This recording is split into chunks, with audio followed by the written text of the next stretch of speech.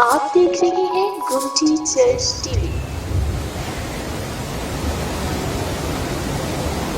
خدا کی زندہ پاک کلام میں سے تلاوت سنیں گے۔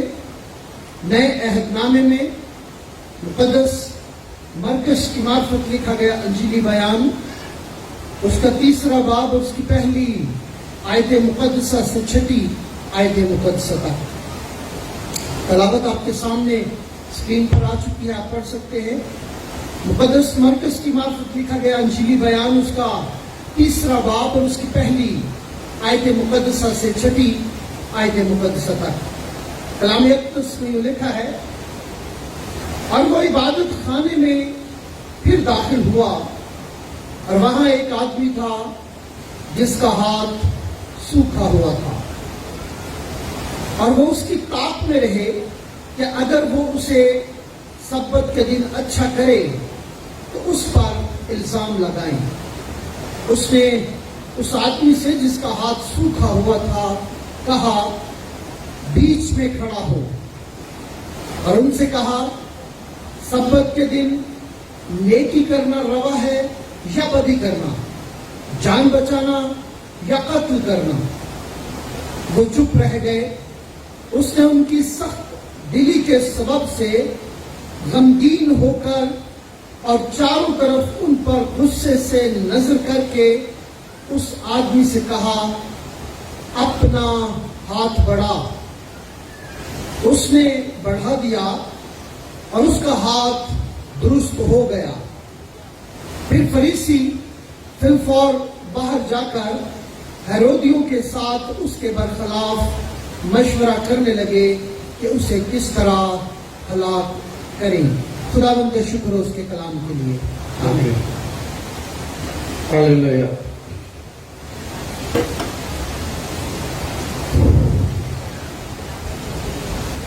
ہم کلام مقدس کو سیکھنے کی کوشش کریں گے۔ یسوع کو بڑی دشمنی کا سامنا ہے، جو ریلیجس اسٹیبلشمنٹ ہے، جو مذہب کے ٹھیکیدار ہیں، وہ یسوع کے پیچھے لگے ہوئے ہیں۔ وہ کہتے ہیں کہ یہ کوئی بھی کام کرے اس کو پکڑے، اس پر ہاتھ ڈالیں۔ اور یاد رکھیں کہ جب بھی کوئی عجیب کام ہوتے ہیں، جب بھی معجزات ہوتے ہیں، جب بھی شفا کا کام ہوتا ہے، لوگ آج بھی خلاف ہو جاتے ہیں۔ آج بھی کہتے ہیں کیسے پادری نہیں کرتا ہے۔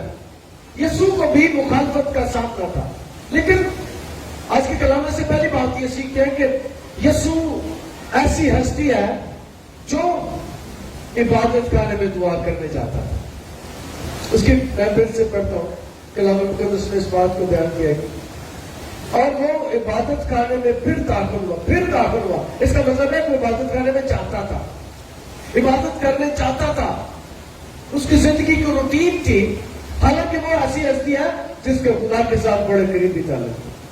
خدا اس کی آواز کو سنتا تھا، لیکن اس کی زندگی کی ایک بات ہم سیکھتے ہیں کہ وہ عبادت خانے میں جاتا تھا، شاگردوں کو بھی ساتھ لے کے جاتا تھا، دعا کرنے جاتا تھا اور خدا سے باتیں کرنے جاتا تھا۔ اور جب وہ عبادت خانے میں جاتا تھا تو اس کا یہ مطلب تھا کہ وہ چاہتا ہے اس کے پیچھے آنے والے بھی عبادت خانے میں جائیں۔ اور جس شہر کے عبادت خانے بھرے ہوتے ہیں، اس شہر کے ہسپتال خالی ہوتے ہیں۔ جس شہر کے، جس کلیسیا کے لوگ عبادت کرتے ہیں، خدا کے آگے جھکتے ہیں، خدا ان کی بیماریوں کو ان کے پاس نہیں آنے دیتا۔ اور یسوع ایسی ہستی ہے جو عبادت خانے میں جا کر دعا کیا کرتا۔ ہم کئی لوگ کہتے ہیں جی اسی گھر ہی دعا کر لیتے ہیں، گھر بھی کر لیتے ہیں، لیکن یہاں پر بات سیکھتے ہیں پہلی کہ یسوع عبادت خانے میں جاتا تھا، اور یسوع چاہتا ہے کہ میں اور آپ بھی عبادت خانے میں جایا کریں، اس کی عبادت کرنے کے لیے، دعا کرنے کے لیے۔ اور میں ہمیشہ ایک بات کا اعلان کرتا ہوں کہ مہربانی کر کے اس گرجے سے کوئی دعا کرنا نہ آیا کرو، اس گرجے چلا بھی آتا دعا کرنا آیا کرو۔ اس چرچ میں دعا کرنے کے لیے آیا کرے, دعا کروانے کے لیے نہ آیا کرے. میں چاہتا ہوں کہ آپ دعا کرنے والے بن جائیں, کیونکہ یسوع کسی بھی مسیح کی زندگی کے ایک ہی مقصد ہے, یسوع جیسے بننا, یسوع جیسے کام کرنا اور یسوع جیسے زندگی گزارنا. اور یسوع کی زندگی یہ ہے کہ وہ عبادت خانے میں جایا کرتا تھا, دعا کرنے والی. جب اس نے اپنی زندگی کا آغاز کیا تو اس نے 40 دن روزہ رکھا اور 40 دن دعا کی, بیابان میں چلا گیا. اور آج بھی ہم اس بات کو سیکھتے ہیں کہ وہ دعا کرنے والی ہستی ہے. اور وہاں ایک آدمی تھا جس کا ہاتھ سوکھا ہوا تھا. عبادت کرنے میں ایک آدمی تھا جس کا ہاتھ سوکھا ہوا تھا, یعنی ہاتھ مسلز جو تھے اس کے سوکھے ہوئے تھے, اور سوکھا ہاتھ حرکت نہیں کر سکتا, اس کے مسلز نہیں چلتے. سوکھے ہوئے ہاتھ دوسرے ہاتھ سے چھوٹا ہو جاتا ہے. یہ ہاتھ اگر سوکھا ہوگا تو یہ چھوٹا ہو جائے گا. اس کا مطلب ہے ایک ہاتھ اس کا سوکھا بھی تھا, چھوٹا بھی تھا اور کام نہیں کر سکتا تھا. اور وہ عبادت کرنے میں ہے. اور یاد رکھیں کہ کئی لوگ اعتراض کرتے ہیں کہ جی چنگی عبادت ہوتی تو ہمارا نہیں دعا ہوتی ہے. یاد رکھیں یسوع جس عبادت میں ہوتا تھا, یسوع اس عبادت میں معاوضہ کرتا تھا. اور یسوع آج بھی جس چرچ میں ہوتا ہے وہاں معاوضے ہوتے ہیں. آج بھی یسوع جس چرچ میں ہوتا ہے, جس کلیسیا میں ہوتا ہے, اس کلیسیا میں معاوضات ہوتے ہیں. یسوع عبادت کرنے میں گیا اور عبادت کرنے میں ایک مریض بیٹھا ہوا ہے. اور یاد رکھیں کہ ہاتھ اس کا سوکھا ہے لیکن پھر بھی خدا کے گھر میں آتا ہے. کام کاج کوئی نہیں کر سکتا, محنت کوئی نہیں کر سکتا, کوٹی کوئی نہیں کر سکتا, کوئی دوسرا وزنی کام نہیں کر سکتا, لیکن خدا کے گھر میں آتا ہے.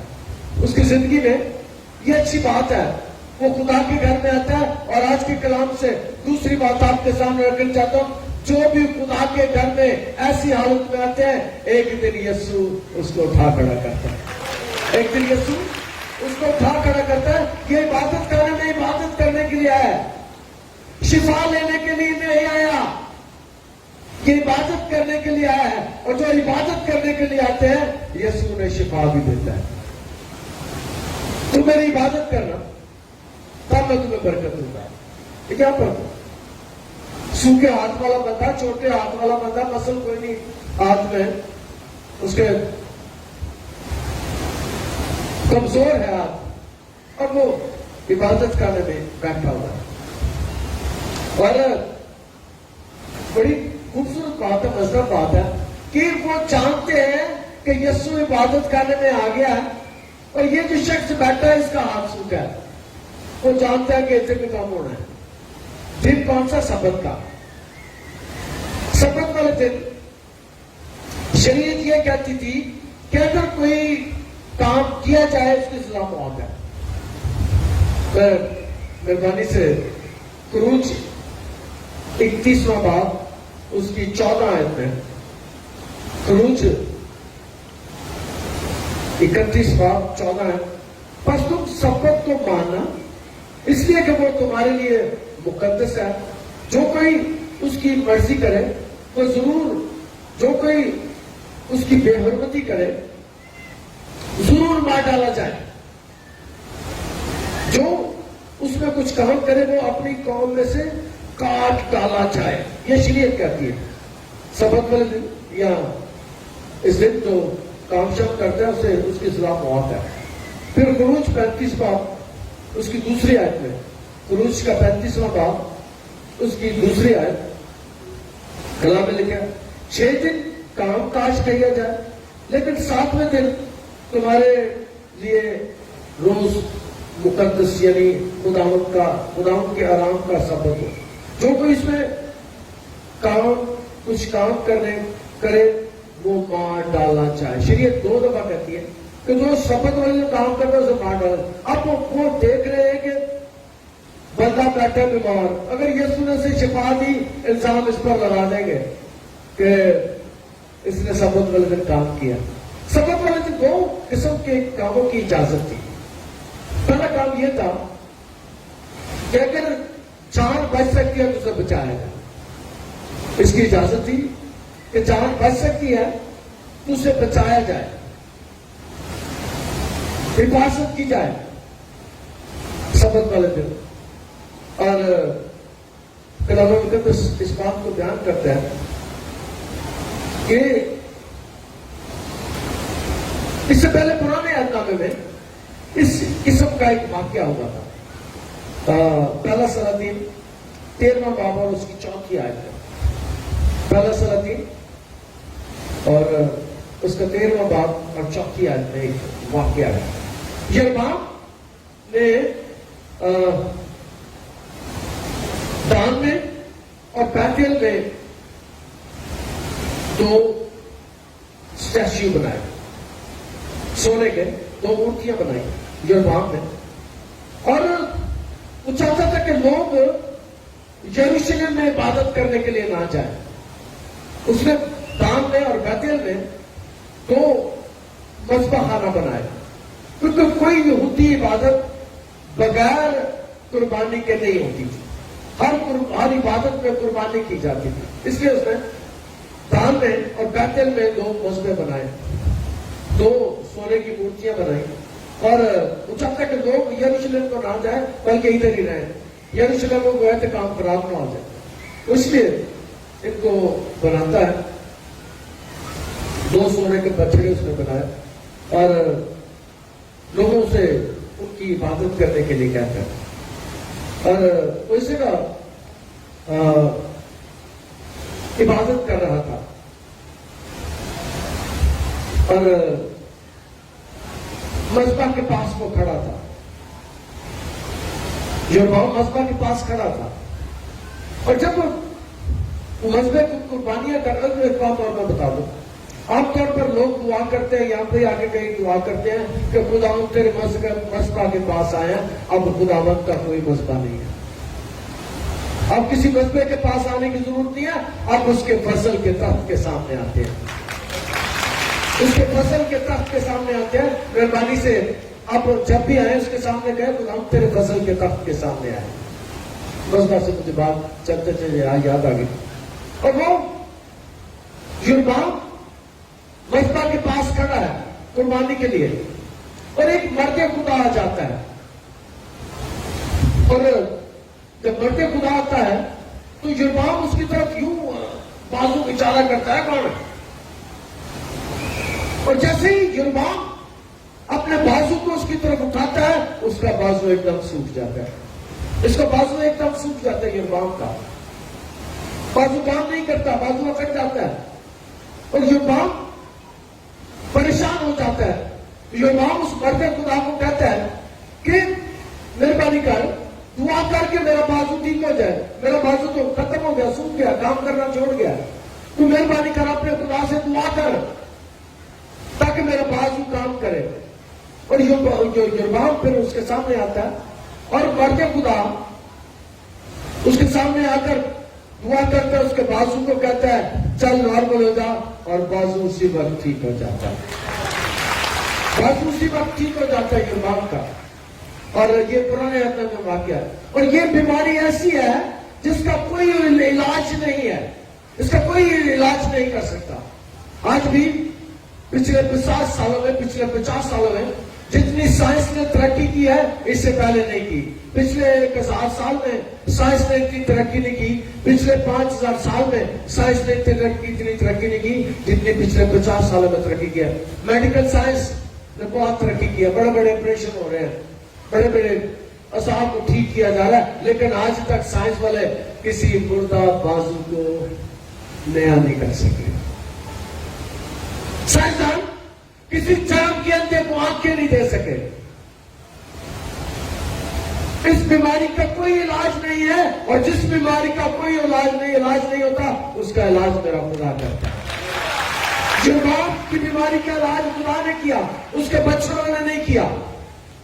یہاں پر ہیکل میں یسوع آتا ہے, عبادت خانے میں یسوع آتا ہے, اور عبادت خانے میں بھی ایک بیٹھا ہوا ہے جس کا بازو سوکھا ہے، اور جو اس کے مخالف تھے وہ سوچتے ہیں کہ آج نے شفا دے گے تیرے پاس جانا، آج ایک معجزہ کرے گا. اور یسوع جب داخل ہوا تو ایک دم انہوں نے پلان کر لیا کہ اس پر الزام لگائیں گے، اور میں نے بتایا شریعت کے مطابق سزا کیا تھی کہ اس کو مار ڈالا جائے، ختم کر دیا جائے. اور وہ اسے سزا دینا چاہتے ہیں اپنی طرف سے، اس کو مارنا چاہتے ہیں. اور کلام مقدس اس بات کو بیان کرتا ہے، اور وہ اس کی طاقت میں رہے کہ اگر وہ اسے سبت کی طرح اچھا کرے تو اس پر الزام لگائیں. الزام کون سا لگائیں؟ یہی جو شریعت کہتی ہے کہ انہیں سبت والے شفا کیوں دیتی ہے، اس نے بیمار کو اچھا بھی کیا، سبت والے دن تو ہم یہ کام ہی نہیں کر سکتے، سبت والے دن شفا نہیں ہو سکتی. سبت والے دن ربعی کہتے تھے کہ سبت والے دن بیماروں کے لیے دعا ہو سکتی ہے، اپنی جان بچائی جا سکتی ہے اور بیماروں کے لیے دعا کی جا سکتی ہے، مختلف ربعی کہتے تھے. اور یہاں پر اس کے پیچھے لگے ہوئے ہیں، اس کے ساتھ جڑے ہوئے ہیں، اور ہرودیوں کے پاس گئے ہیں، اپنے ساتھ ہرودیوں کو بھی ملا لیں. فقی فریسی بھی ان کے ساتھ ہے اور یسوع کا پیچھا کیا جا رہا ہے، اور پھر ہرودیوں کو اپنے ساتھ ملا لیتے ہیں اور چاہتے ہیں کہ یسوع یہاں پر معجزہ کرے. لیکن ایک بات میں نے سیکھی ہے کہ مخالفت کتنی بھی ہو، سزا کتنا بھی چاہتا ہو، یسوع پھر بھی معجزے کرتا ہے، یسوع پھر بھی شفا دیتا ہے. یسوع ڈرتا نہیں ہے، یسوع گھبراتا نہیں ہے، یسوع پریشان نہیں ہوتا، بلکہ پھر بھی معجزے کرتا ہے. یسوع نے کیا کیا؟ کلام اس بات کو بیان کرتا ہے کہ اس نے اس آدمی سے جس کا ہاتھ سوکھا ہوا تھا کہا بیچ میں کھڑا ہو.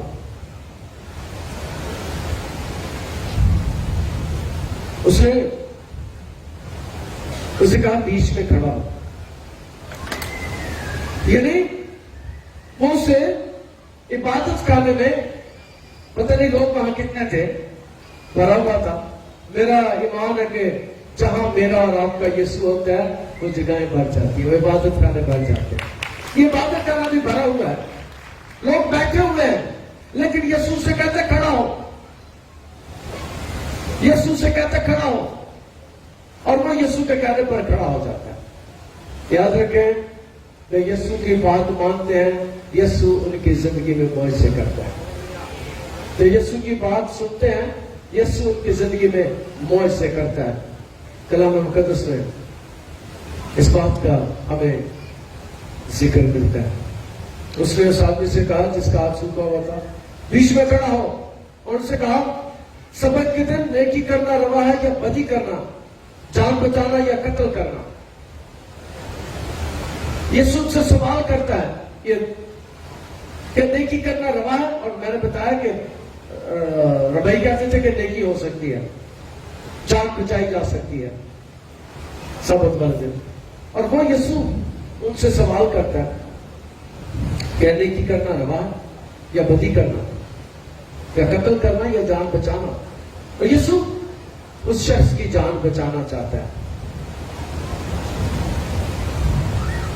یسوع کی بات سن کر وہ چپ ہو گئے، یسوع کی بات سن کر وہ چپ ہو گئے، اور یسوع بڑوں کے منہ بند کر دیتے ہیں. اپنی موجودگی سے، اپنی تعلیم سے، اپنے جوابوں سے یسوع بڑے لوگوں کے منہ بند کر دیتا ہے. اور یہاں پر بھی کلام میں لکھا ہے کہ وہ چپ ہو گئے، اور اس نے ان سخت دلی پر سبب سے غمگین ہو کر اور چاروں طرف ان پر غصہ سے نظر کر کے اس آدمی سے کہا اپنا ہاتھ بڑھا. یسوع نے ان پر غصہ کیا، اور یسوع نے اس آدمی سے کہا کہ اپنا ہاتھ بڑھا، اور کوئی شخص اپنا ہاتھ نہیں اٹھا سکتا، اور یسوع سے کہہ رہے اپنا ہاتھ اٹھا. جو بازو سوکھا ہوا ہے، جن کے بازو سوکھے ہوتے ہیں وہ یوں پکڑ کے اوپر کرتے ہیں، अब भी ऊपर नहीं होता, ये वाला बाजू का सूखा होगा तो इससे पकड़ते हैं, वो आगे करते हैं। और यीशु ने कहा अपना बाजू आगे कर, अपना बाजू उठा।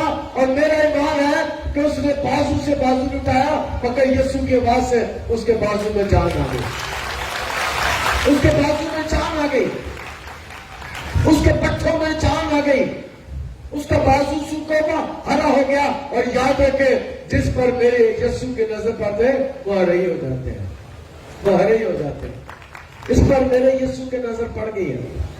कहता अपना बाजू उठा, और याद रखे सूखा हुआ बाजू नहीं उठ सकता, लेकिन जिस काम में मेरे यीशु की आवाज आती है। पिछले बार एक बच्ची आई थी, पता नहीं आज भी आई कि नहीं, अपनी गवाही दे रही थी कि पैसा मेरी लेफ्ट साइड काम नहीं करती, क्यों काम करने लगती।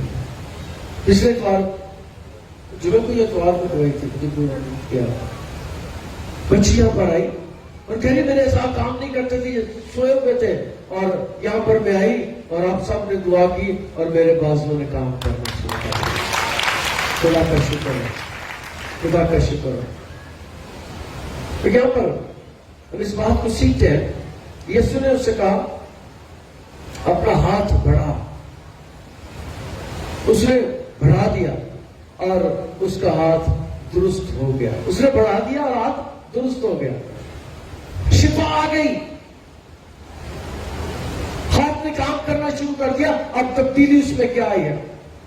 तब्दीली ये आई है कि ये शख्स काम नहीं कर सकता था, बेरोजगार होगा, कमा नहीं सकता, मेहनत नहीं कर सकता, गोटी नहीं कर सकता, सामान नहीं उठा सकता, पल्लेदारी नहीं कर सकता, फसल नहीं काट सकता, दात्री नहीं पकड़ सकता। एक का जो दात्री पढ़ के तो बढ़िया तो नहीं जा सकता, ये काम नहीं कर सकता, इसका बाजू काम नहीं करता। और याद रखे, जो बात में करने वाले बड़ी मजेदार है, यीशु ने उसकी रोजी रोटी चालू कर दी। जिन यीशु ने उससे कहा थी, उसकी रोजी रोटी यीशु ने उसके कारोबार को खोल दिया, यीशु ने उसके काम काज को खोल दिया। और यीशु आज भी हमारे काम काज को खोल देता है। जो यीशु के पास आते हैं उनके काम काज खुल जाते हैं, उसका काम काज खुल गया, मेहनत करना शुरू हो गया। वो खानदान अपने बच्चों के लिए, अगर शादीशुदा है, बच्चों के लिए, बीवी के लिए वो काम कर सकता है, अपने खानदान का मददगार हो गया। पहले जो दूसरों पर ट्रस्ट करता था, दूसरों पर भरोसा करता था, अब मेरे यीशु ने उसे इंडिपेंडेंट कर दिया। यीशु आया ही इंडिपेंडेंट करने के लिए, बहाल करने के लिए। बड़े बड़े काम जो करता, शुक्र करो तो सी बड़ा काम हो गया, उस शख्स की जिंदगी में बड़ा काम हो गया, उसके हाथ ने काम करना शुरू कर दिया। हालेलुया, उसके बाजू ने काम करना शुरू कर दिया। कलाम मुकद्दस इस बात को बयान करता है। फिर फरीसी